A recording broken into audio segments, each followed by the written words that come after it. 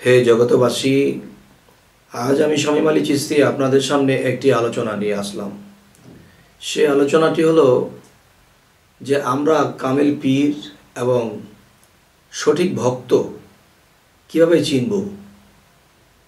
তবে আমি আপনাদেরকে যেই জিনিসটা শোনাবো, তবে ইনশাল্লাহ আশা করব প্রেমিকের হৃদয়ে কাড়বে এবং দেখা যায় অপ্রেমিক প্রেমিক হবে, অজ্ঞানী জ্ঞানের পথে রওনা দেবে। তবে হে জগতবাসী, তো আপনাদের সামনে যে আলোচনাটি আজকে করব সেটি একজন কামেল মুর্শিদের আলোচনা। সেটি হলো, দেখা যায় একজন মুর্শিদের কাছে যখন ভক্তরা বায়াত গ্রহণ করে তখন দেখা যায় যে ধনী আছে, মধ্যবিত্ত আছে এবং গরিব আছে।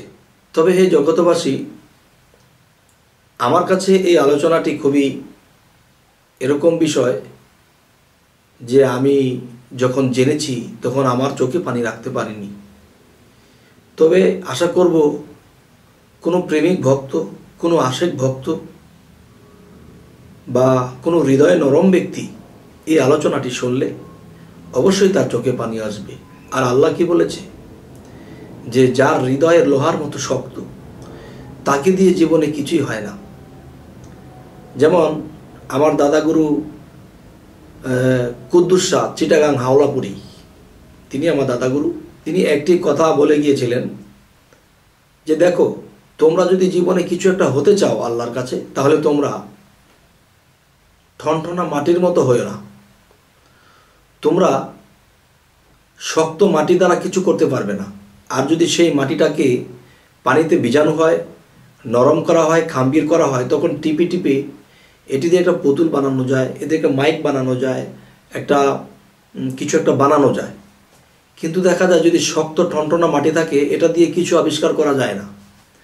তো এই পৃথিবীতে যদি কেউ আউলিয়া হতে চায়, সে যেন নরম হৃদয়ের মানুষ হয়ে যায়, একদম নরম হয়ে যায়, শিশুর মতো হয়ে যায়। হযরত ঈসা আলাইহিস সালাম বলেছেন তোমরা শিশুর মতো হয়ে যাও। আর শিশুর মতো যখন একজন মানুষ হয়ে যায়, তখন সেই শিশুর পকেটে হীরা থাকলে সেই পকেটে শিশু হাত দেয় না।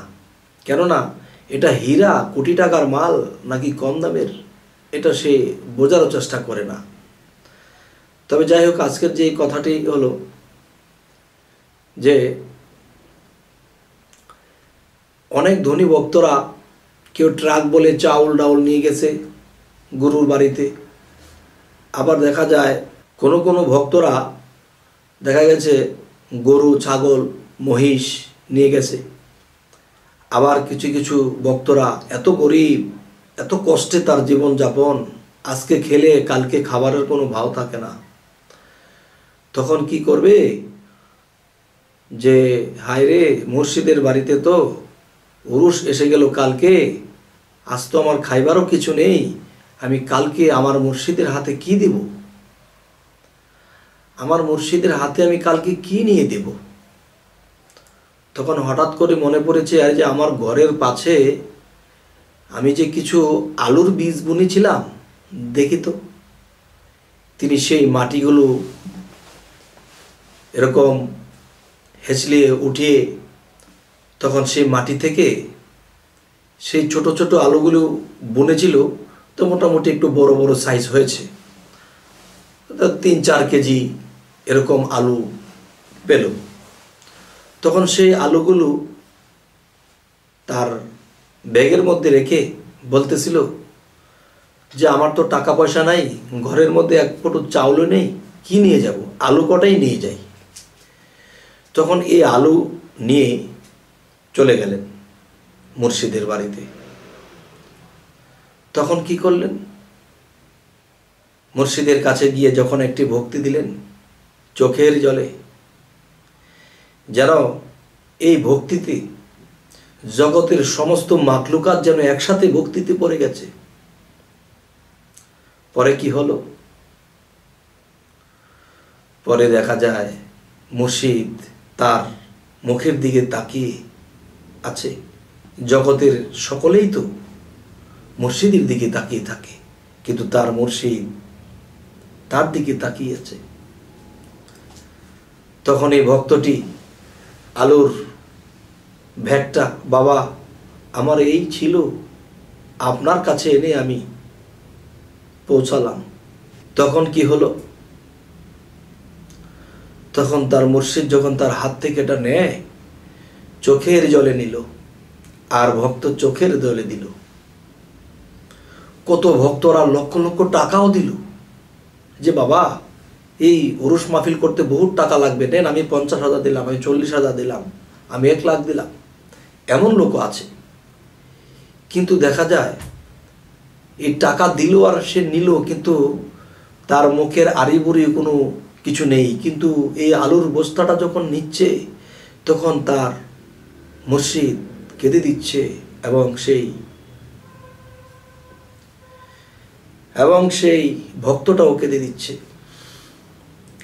তখন কি হলো, তখন একজনকে ডাকলো, এই কে আছো তোমরা, এই আলুগুলো একটু সিদ্ধ করে আনবে। তখন দেখা যায় এই আলুগুলো যখন সিদ্ধ করে আনা হলো, এই আলুগুলোর উপরে লবণ দিয়ে কিচি কিচি করে নিজে কাটলো, নিজে আলুগুলাকে কেটে কেটে সমস্ত ভক্তের হাতে একটি একটি একটি একটি করে আলুর দানা দিতে শুরু করলো। তখন এই আলুর দানা সকলে নিচ্ছে আর বলছে, বাবা অনেকে গরু আনছে, অনেকে টাকা পয়সা দিছে, বাবা আমাদেরকে আলু দিচ্ছেন কেন, বাবা তোমরা বুঝবা না, এই সমস্ত গরু মহিষ সমস্ত কিছু একাত্র করলে যেই তবারক তোমাদেরকে দিচ্ছি বাবা, এই আলুর তবারকের চেয়ে বড় আর হবে না। তখন বলতেছে, বাবা দয়া করে বলবেন এটা কেন হবে না। তখন বললে, দেখো যে ভক্তটি আমার জন্য আলু এনেছে, এই ভক্তটি ঘরের মধ্যে সহায় সম্বল বলতে আর কিছু নেই, এই আলু কটাই ছিল, এই সম্পূর্ণ আলু কটাই আমার কাছে এনেছে, কিন্তু সে যে ফিরে বাড়িতে যাবে সেই ভাড়াটাও তার কাছে নেই, তার শেষ সম্বলটুকু আমাকে এনে দিয়েছে। আর কি করলো, যে দেখো যারা একটা গরু দিয়েছে, এরকম 100 গরু কেনার পয়সা তার আছে, যে আমাকে 50,000 টাকা দিয়েছে উরুস মাহফিলটা করার জন্য, তার এরকম আরো কোটি কোটি টাকা আছে। আর দেখো সে 4 কেজি আলু এনেছে,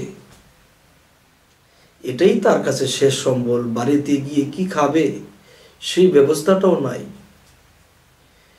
তবে আমার শ্রেষ্ঠ ভক্ত তো সেই, যে আমাকে সর্বস্ব দিয়ে দিল। তোমরা কি নবীর হাদিসে শোনোনি, হযরত আবু বকর সমস্ত কিছু নবীর ইসলামের জন্য দিয়ে দিয়েছিল? তোমরা কি বলো আবু বকর কি নেই?